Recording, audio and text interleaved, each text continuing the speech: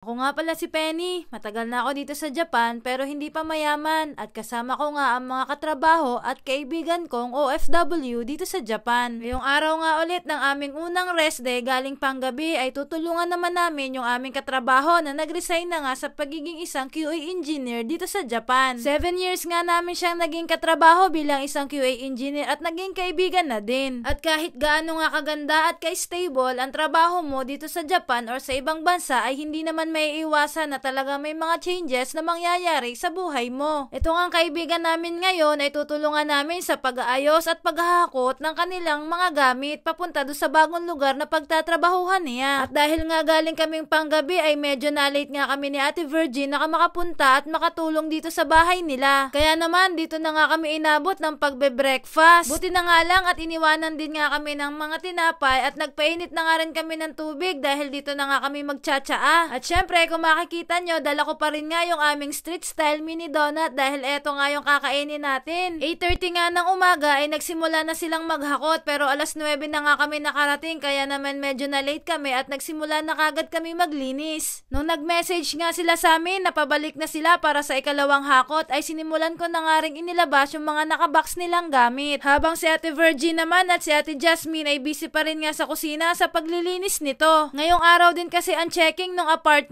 na iiwanan ni Jody kaya kailangan pagpatak ng alas 4 ng hapon ay wala na nga itong gamit. Nung makabalik na nga sina Jody ay meron silang dalawang sasakyan na dala para sa paghahakot at nagsimula na nga kaming maglagay ulit ng mga gamit nila sa sasakyan. Ito nga ang isa sa pinakamahirap na gawin at nakakapagod kapag maglilipat ka ng iyong apartment. Kailangan mo talaga ng maraming kaibigan na tutulong sa iyo. Dahil kung hindi ay talaga nga namang aabutin ka ng maghapon sa paghahakot ng iyong mga gamit. Lalo na nga kung matagal-tagal ka na nga ring nakatira dito sa apartment mo at nakapag-imba ka na ng maraming gamit. Buti na nga lang napakabait ni Akemi-san at talaga nga namang supportive siya lalo na at may dala siyang sasakyan na malaki na talaga nga namang nagkasya lahat pati yung mga bed. Si Akemi-san na nga pala ang bagong maghahandle kay Jody at sa kanyang asawa. At from QA engineer nga ay naging production engineer na nga itong si Jody sa bagong company. Kaya naman panay bagong challenges nga ang haharapin nila pero syempre nakasupport kaming mga kaibigan niya kahit kami ay malayo na sa kanila. Sa sobrang dami nga ng gamit ni Jody at pati mga halaman ay talaga nga namang hindi niya maiwan-iwanan. Ang lalaki nga at ang lulusog na mga halaman niya kaya kailangan dala niya ito papunta sa kanyang bagong apartment. Itong mga halaman ngang itong inilalagay namin sa sasakyan ay mga regalo din kay Jody kaya naman hindi niya ito maiiwanan. Buti na nga lang din at nandito na ang mga asa-asawa ng mga kaibigan namin dahil talaga nga namang ang laki ng tulong lalong-lalo na sa pagbubuhat. Naalala ko nga nung kami lang ni na Jody at ni na Ate Virgin, ni Ate Jasmine at saka ni Janice ay kami